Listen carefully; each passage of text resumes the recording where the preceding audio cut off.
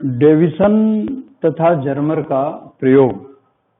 इसके पहले हमने शायद आप लोगों को बताया था कि जो डी ब्रॉगली वेवलेंथ है, और डी ब्रॉगली ने एक परिकल्पना किया था कि कोई भी पार्टिकल, कोई भी कण तरंग की तरह से व्यवहार करेगा, और तरंग की तरह जब व्यवहार करेगा, वेव नेचर जब उसका होगा, तो उसका लैम्डा जरूर होना चाहिए, उसका वेवलेंथ होना चाहिए। और डी ब्रॉगली ने वेवलेंथ के लिए भी एक परिकल्पना करते हुए फार्मूला दे दिया कि lambda is equal to h/p।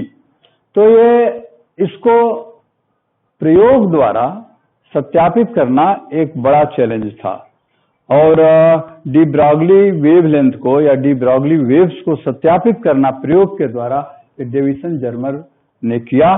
तो इसके पूर्व, इसको हम शुरू करने के पहले एक बात थोड़ा और बताना चाहते हैं कि फिजिक्स में जब उस समय क्वांटम फिजिक्स और ब्रॉगली और डिराक, हाइजेनबर्ग वगैरह का क्वांटम फिजिक्स एक बड़ा ही मुश्किल जैसा या बड़ा उलझा हुआ, ठीक से जो समझ में ना आए वो जैसा लग रहा था कि ये पार्टिकल, कोई भी पार्टिकल है, यह तरंग की तरह से व्यवहार कर रहा है। यह कण और ये तरंग है, ये तरंग की तरह व्यवहार कर रहा है।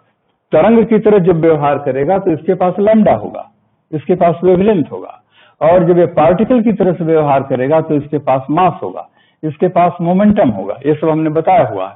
तो बॉर्न ने एक मैथमेटिक्स का इस्तेमाल करके बताया कि प्रोबेबिलिटी से या प्रायिकता से हम इस बात को थोड़ा अच्छे ढंग से समझ सकते हैं कि इसका अर्थ क्या होता है, इसका मतलब क्या है। जैसे कोई कण है और वो तरंग जैसा व्यवहार कर रहा है, तो जब तरंग जैसा व्यवहार कर रहा है तो एक किसी खास वॉल्यूम में उसके पाए जाने की जो प्रोबेबिलिटी है, वही उसका वहां मैक्सिमम कितना होगा, ये उसका मेजरमेंट है। जैसे कोई वेव है, तो इस वेव को हम कैसे दिखा रहे हैं, ऐसे दिखाते हैं, और ये इसका क्या है, एम्पलीट्यूड है, वेव का एम्पलीट्यूड है।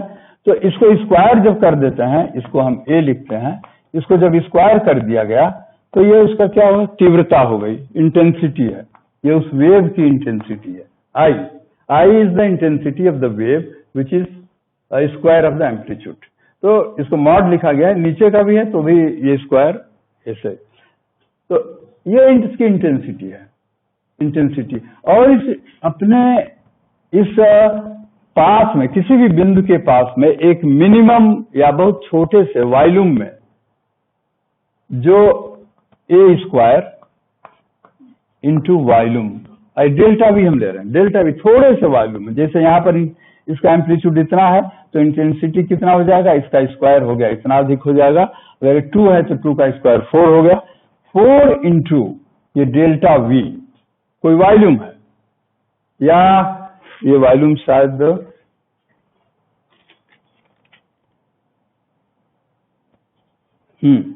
ये छोटा सा वॉल्यूम है, बहुत ही छोटा सा, इसके इर्द गिर्द का छोटा सा वॉल्यूम लेकर के इसमें इसको गुणा करें तो जो भी ये वॉल्यूम आएगा, ये बताएगा कि ये उस कण को पाए जाने की प्रायिकता यहाँ पर अगर सबसे ये वैल्यू अगर ज्यादा है, मतलब एम्पलीट्यूड का स्क्वायर माने इंटेंसिटी इंटू छोटा सा उसके आसपास किसी भी, मान लीजिए हमको मालूम करना है कि इस समय इस बिंदु पर क्या वो पार्टिकल होगा कि नहीं होगा, जो वेव जैसा व्यवहार कर रहा है।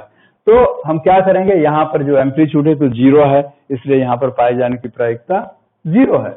यहाँ पर देख रहे हैं तो एम्पलीट्यूड का स्क्वायर किया, डेल्टा वी थोड़ा सा लिया, उससे गुणा किया, तो ये जो आएगा, जो भी ये आएगा, इसको हम लोग कहते हैं कि प्रोबेबिलिटी डेंसिटी है। ये प्रोबेबिलिटी डेंसिटी किस चीज की प्रोबेबिलिटी, कि उस कण को पाए जाने की उस जगह पर कितनी प्रायिकता है। तो ये जितना ज्यादा होगा तो ये उम्मीद हम करते हैं कि यहाँ पर कण के पाए जाने की प्रायिकता है। जैसे हम लोग उदाहरण के तौर पर एक एटम के चारों तरफ इलेक्ट्रॉन अपने ऑर्बिट में घूमता है और इस इलेक्ट्रॉन की गति ज्यादा है। तो जब गति ज्यादा है तो ये तरंग जैसा व्यवहार कर रहा है। तो ये इलेक्ट्रॉन जो इसके चारों तरफ घूम रहा है, ये ऐसा नहीं कि एक सीधे से रास्ते में घूम रहा है, क्योंकि ये तरंग जैसा भी व्यवहार कर रहा है। जब तरंग जैसा व्यवहार कर रहा है तो हो सकता है कि ये ऐसे चल रहा है, और जब ऐसे चलेगा तो इलेक्ट्रॉन के पाए जाने की प्रोबेबिलिटी कहाँ है मैक्सिमम, उसको ये बताएगा। किसी भी स्थान पर उस तरंग के एम्पलीट्यूड का स्क्वायर करेंगे और आसपास इर्द गिर्द का थोड़ा सा वॉल्यूम उसमें गुणा करेंगे, वेरी स्मॉल वॉल्यूम, तो ये जो भी आएगा ये इस बात को बताएगा, it is a measure of the probability of finding the particle at that point, कि उस जगह पर पार्टिकल मिलेगा, इसकी प्रोबेबिलिटी ये बताएगा। तो इसलिए इस पूरे को हम लोग कहते हैं प्रोबेबिलिटी डेंसिटी, और ये इस बात का मेजर है, इस बात का माप है कि क्या प्रोबेबिलिटी है उस कण को वहां पाए जाने की। ये जितना ही ज्यादा होगा इसका मतलब है कि वो कण वहीं पर पाया जाएगा। तो इसलिए इस पूरे दौरान हम देख रहे हैं कि इलेक्ट्रॉन्स, ऐसा नहीं है कि वह इसी ऑर्बिट में ही घूम रहा हो, हम लोगों ने तो इसको एवरेज कर दिया है कि ऐसे घूमना चाहिए, लेकिन इलेक्ट्रॉन हो सकता है किसी क्षण यहाँ हो ही ना, वो उसके पाए जाने की प्रायिकता। तो इसलिए क्वांटम मैकेनिक्स को और ये पार्टिकल को तरंग में और तरंग को पार्टिकल में होने का डुअल बिहेवियर थोड़ा कॉम्प्लिकेटेड हो सकता था, और है तो मैथमेटिक्स में इसका इस्तेमाल करके बॉर्न ने ये बताया कि ये एक बहुत अच्छा तरीका है कि हम मालूम कर सकते हैं कि किसी भी क्षण या किसी भी लोकेशन पर वो पार्टिकल है कि नहीं है।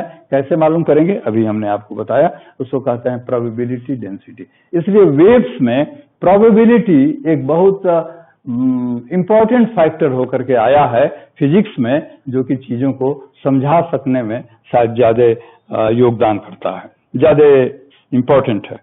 अब हम लोग इसके बाद इस डेविसन तथा जर्मर का प्रयोग देखेंगे। इसके पहले शायद हमने आपको बताया है कि कोई वेव है, कोई तरंग है, तो ये तरंग को हम कैसे जानते हैं, इसके पास वेवलेंथ है, इसलिए हम इसको जानते हैं। और ये तरंग क्या क्या दिखाता है, उस दिन हमने ये भी दिखाया था कि इंटरफ्रेंस दिखाता है, इंटरफ्रेंस। उसके बाद ये क्या दिखा सकता है, डिफ्रैक्शन, डिफ्रैक्शन दिखाता है, पोलराइजेशन दिखाता है, ध्रुवण दिखाता है। तो अगर कोई ये तीनों गुण रखता है तो इसका मतलब है कि ये तरंग है। और कोई ऐसी चीज, कण, कण के पास क्या है, मास है और मोमेंटम है। तो अगर मास और मोमेंटम दिखाता है तो वो कण है, और अगर ये चीजें दिखाता है तो वो क्या है, तरंग है। तो हम लोगों ने ये देख लिया था कि लाइट जो है वो वेव की तरह से भी है, पार्टिकल की तरह से भी है। कहां देखा था, फोटो इलेक्ट्रिक इफेक्ट में देखा था। लेकिन उसके बाद तुरंत डी ब्रॉगली ने कहा कि प्रकृति में सिमेट्री है, इसलिए इसका उल्टा भी होना चाहिए। इसका उल्टा क्या है, जो द्रव्य है, पार्टिकल है, वो भी वेव जैसा होना चाहिए। वो पार्टिकल तो है ही है, जैसे लाइट तरंग तो है ही है, हम लोग पहले से ही मान रहे हैं, लेकिन वो पार्टिकल जैसा भी व्यवहार कर रहा है, ये फोटो इलेक्ट्रिक इफेक्ट में साबित हो गया। तो दूसरी बात को कि पार्टिकल भी वेव जैसा व्यवहार कर रहा है, इसको प्रयोग रूप से सत्यापित किया डेविसन और जर्मर ने। ये संभवतः 1927 में इसको किया गया था। और उसके बाद थॉमसन ने 1928 में इसको इंडिपेंडेंटली ये साबित किया कि जो डी ब्रॉगली की परिकल्पना थी वो सत्य है। प्रयोग द्वारा भी ये सत्यापित हो गया, और डेविसन को और थॉमसन को 1929 में दोनों को एक साथ नोबेल प्राइज दिया गया था, ज्वाइंट नोबेल प्राइज। इसी काम के लिए, क्या काम था, इन लोगों ने प्रयोग द्वारा स्थापित किया, साबित किया कि जो डी ब्रॉगली ने कहा था वो सही है। डी ब्रॉगली की जो परिकल्पना है वो सही है, और इसमें जो ऑब्जर्वेशन लिया गया और उससे जो कैलकुलेशन किया गया तो उससे जो वेवलेंथ आया एग्जैक्टली वही आया जो डी ब्रॉगली ने दिया था और किया था। तो इसमें हमारा जो एक्सपेरिमेंट है डेविसन तथा जर्मर का बहुत ही सिंपल प्रयोग है। उस प्रयोग में क्या है, एक ये फिलामेंट है, ये फिलामेंट टंगस्टन का है। ये फिलामेंट किसका है? टंगस्टन का है।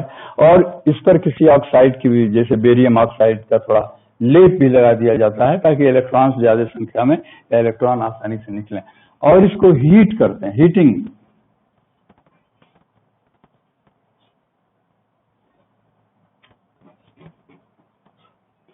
इसको हम लिखते हैं लो टेंशन। तो इसको केवल गर्म किया गया। गर्म किस लिए किया गया? ताकि इलेक्ट्रॉन निकले।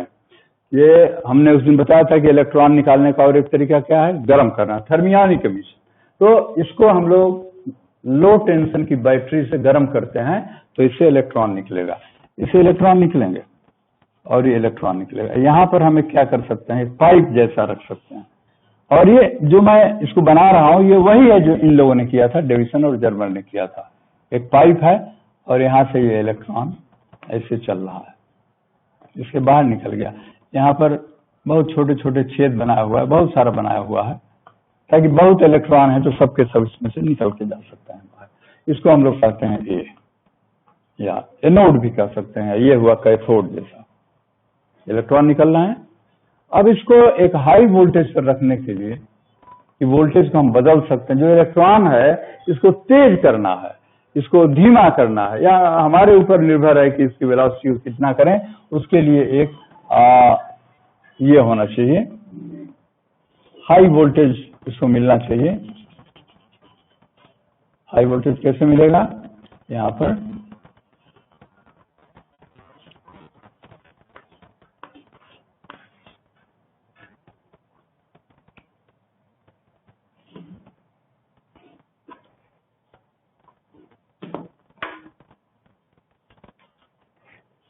ठीक है।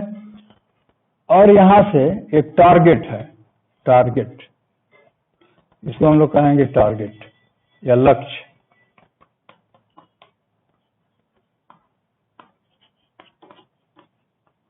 और ये किस चीज का होता है? ये निकल का होता है, निकल, निकल का प्लेट है एक मोटा सा। इस पर ये इलेक्ट्रॉन जाके टकरा रहा है, इलेक्ट्रॉन जाके टकरा रहा है और फिर इससे टकराने के बाद ये इधर आएगा, डिफ्रैक्ट होकर के इलेक्ट्रॉन इधर आ रहा है। और यहाँ पर क्या है कि एक इसको मेजर करने के लिए कि कहाँ इलेक्ट्रॉन सबसे ज्यादा आ रहा है, सर्कुलर स्केल जैसा है। और इस पर एक ये कहाँ इलेक्ट्रॉन आएगा, एक संग्राहक जैसा, जैसे इसको नाप सकता है इलेक्ट्रॉन इधर जा रहा है कि, तो इसको हम लोग घुमा सकते हैं। इस पर डेविसन जर्मर ने ये किया था, इसको इस पर पूरा घुमा सकते हैं और मालूम कर सकते हैं कि जो इलेक्ट्रॉन इधर से आ रहा है कहाँ आ रहा है। वहां इसको ले जाकर के रोक देंगे और इसको एक गैल्वेनोमीटर से जोड़े हुए हैं। गैल्वेनोमीटर ये बहुत ही सेंसिटिव गैल्वेनोमीटर है और इसको इससे जोड़े हुए हैं।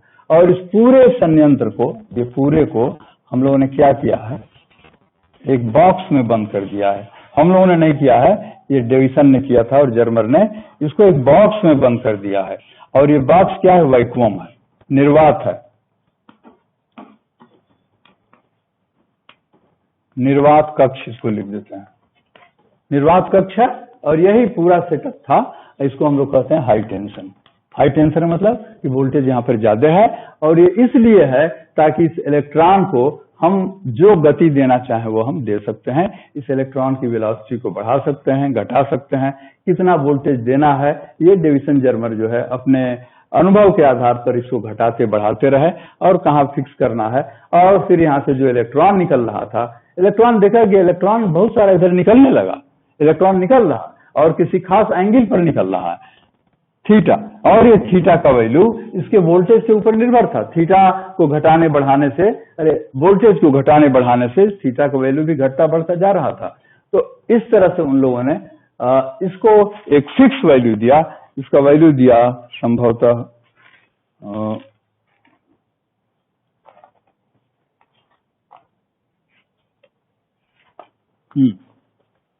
तो ये जो कलेक्शन है जहां से इलेक्ट्रॉन आ रहे हैं, इसका हम पता कर लेंगे और इस पर घुमाते फिराते रहेंगे, क्योंकि इलेक्ट्रॉन कहीं भी यहां से यहां तक जा सकता है। और जहां मैक्सिमम ये आया है वहां हम देख लेते हैं, कैसे देख लेते हैं कि गैल्वेनोमीटर में डिफ्लेक्शन ज्यादा होगा। तो जब गैल्वेनोमीटर में डिफ्लेक्शन ज्यादा होगा तो वहां हम इसे रोक लेंगे और थीटा का वैल्यू V से हम देखते हैं, और ये V को छोटे से बड़े की ओर लेके चले जाते हैं और देखते जाते हैं कहाँ इलेक्ट्रॉन्स ज्यादा संख्या में यहाँ पर आ रहे हैं। तो जो डेविसन और जर्मन ने एक्सपेरिमेंट किया तो उसमें उन्होंने देखा कि V का वैल्यू जब इन लोगों ने 54 वोल्ट रखा, 54 वोल्ट, तो उस समय ये थीटा का वैल्यू जो आया था वो थीटा का वैल्यू जो भी आया उसको इन लोगों ने नापा और ये देखा कि ये मैक्सिमम जो है इस डायरेक्शन में आ रहा है। तो जब 54 वोल्ट लगाते हैं तो लैम्डा हम सबको याद है कि 1.227 डिवाइडेड बाई √V। तो V का वैल्यू अगर हम यहाँ रखते हैं, V का वैल्यू 54, तो ये कैलकुलेशन वगैरह करने के बाद आएगा 0.167 नैनोमीटर। ये 1.167 नैनोमीटर ये वेवलेंथ किसका वेवलेंथ आया है? इस इलेक्ट्रॉन का आया है। ये इस इलेक्ट्रॉन का वेवलेंथ आया है। जो इलेक्ट्रॉन यहां से जा रहा है, यहां इस टारगेट पर पड़ने के बाद इसके एटम्स हैं, बहुत सारे एटम्स हैं, एटम्स के लेयर्स हैं, तो उनसे टकराने के बाद इसका डिफ्रैक्शन हो रहा है और डिफ्रैक्शन भी हो रहा है, इंटरफ्रेंस भी हो रहा है। किसके किसके बीच में हो रहा है? अगर हम लोगों ने पढ़ा है इंटरफ्रेंस क्या होता है कि दो स्लिट्स हैं और दोनों स्लिट्स के बीच की डिस्टेंस बहुत कम है, तो ये आगे जाकर के इंटरफ्रेंस पैटर्न देते हैं, कहीं प्लस कहीं माइनस, कहीं ज्यादा कहीं कम इंटेंसिटी देंगे। तो यहाँ भी क्या हो रहा है कि दो तल है, जैसे ये टारगेट है, इसके एटम्स का लेयर है, एटम यहाँ पर हैं, ये एटम्स छोटे छोटे यहाँ एक दूसरे के बीच की दूरी भी करीब करीब इसी ऑर्डर का है। तो दो एटॉमिक लेयर के बीच में जो डिस्टेंस है वो भी करीब करीब इसी के ऑर्डर का है, और दोनों के द्वारा जब ये इलेक्ट्रॉन बीम आने के बाद इंटरफ्रेंस करती है और यहाँ पर मैक्सिमम, यहाँ भी आएगा, यहाँ भी आएगा, यहाँ भी आएगा थोड़ा बहुत, लेकिन यहाँ पर क्या है, मैक्सिमम इंटेंसिटी दिया, तो हम क्या कर सकते हैं कि ये it is because of the interference by the two sub atomic levels of the target which is also of the order of this, उसका भी ऑर्डर यही है। तो ये हमको क्या दिखा रहा है, और ऐसा किसके द्वारा हो सकता है? वेव के द्वारा हो सकता है। हम लोगों ने इससे पहले देखा है कि लाइट के केस में इंटरफ्रेंस स्लिट के द्वारा होता था, लाइट के केस में हमने देखा है डिफ्रैक्शन किसी भी एक एज के द्वारा होता है, और लाइट के केस में हमने देखा है कि पोलराइजेशन होता है। पोलराइजेशन करने के लिए बहुत सारे रास्ते हैं जहां की पोलराइजेशन। तो जो तीन चीज दिखाए या कोई एक चीज दिखाए, इसमें हम लोग क्या देख रहे हैं? इंटरफ्रेंस और डिफ्रैक्शन दोनों देख रहे हैं, और यहाँ पर मैक्सिमम इंटेंसिटी आ रहा है, किस वोल्टेज के लिए आया, इसका कैलकुलेशन। और ये this wavelength is again the wavelength of an X ray, again the wavelength of an X ray. और इसको थीटा, अगर इसको हम मान के चलते हैं कि इट इज ए वेव, अगर मान लिया, ये तो हम लोग डी ब्रॉग ऐसे निकाला डी ब्रॉगली के हिसाब से, अगर मान के चलते हैं कि इट इज ए वेव, तो 2d sin theta equal to n lambda. ये दो लेयर्स हैं, दोनों लेयर के बीच की दूरी कितनी है? d है। तो ये d हमको मालूम है इस निकल के बारे में, और ये थीटा यहां से हमने निकाल लिया, तो 2d sin theta n equal to 1 lambda. तो यहां से भी लैम्डा निकाले तो इस लैम्डे का वैल्यू भी करीब करीब 1.66 नैनोमीटर आया था। तो इस प्रैक्टिकल एक्सपेरिमेंट के द्वारा जो किया गया वो एग्जैक्टली उतना ही है जितना कि यहाँ पर आ रहा है, जो डी ब्रॉगली ने बिना ये सब किए हुए ही अपनी परिकल्पना से ये दिखा दिया कि ऐसा होना चाहिए, और इसको हम लोगों ने ये माना कि ये वेव अगर है, जब वेव है तो ये फार्मूला इसके लिए लागू होगा, और यहाँ से कैलकुलेट करने के बाद हम लोगों ने देखा कि लैम्डा का वैल्यू उतना ही है जितना कि डी ब्रॉगली की परिकल्पना से बिना प्रैक्टिकल किए हुए। तो हम ये कह सकते हैं कि डी ब्रॉगली बहुत दूरदर्शी थे, और उन्होंने नेचर से सीखा कि इसके लिए सही है, लाइट के लिए सही है, वेव के लिए सही है, तो मैटर के लिए भी सही होगा, और इसीलिए डी ब्रॉगली को नोबेल प्राइज मिला। और उनके प्रैक्टिकल, उनके इस थियरी को सत्यापित करने के लिए जिसमें सफलता मिली 1928-27 में डेविसन को, और इनके साथ साथ थॉमसन को भी, तो दोनों लोगों को ज्वाइंटली 1929 में नोबेल प्राइज दिया गया था।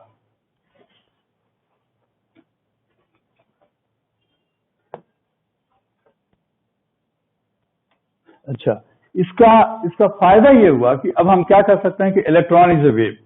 हम लोग ये कर सकते हैं कि electron is a wave, electron एक तरंग है।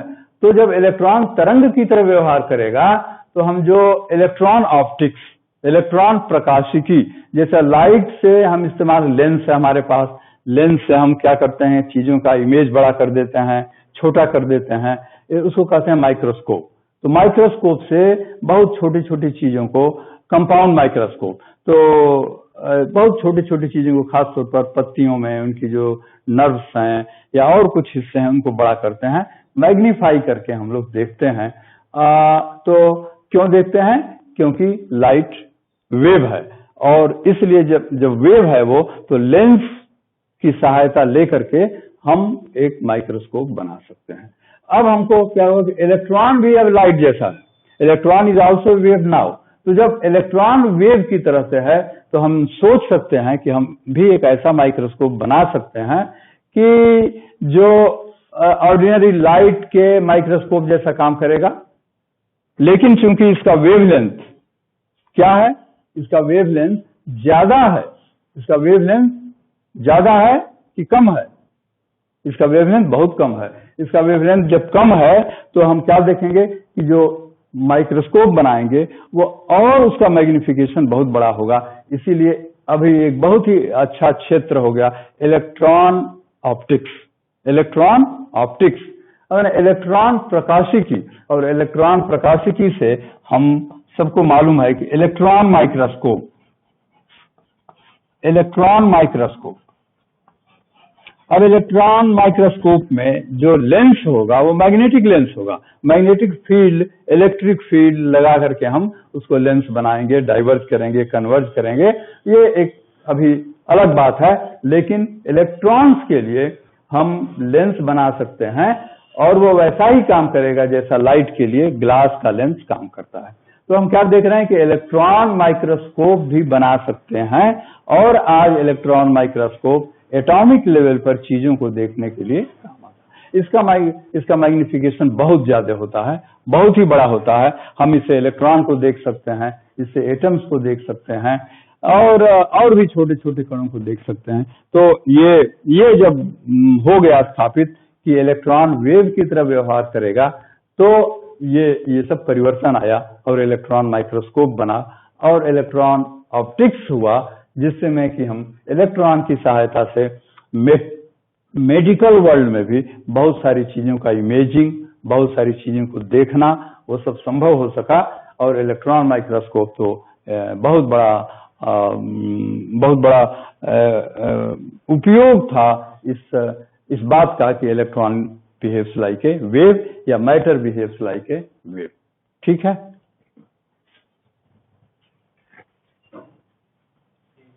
हाँ।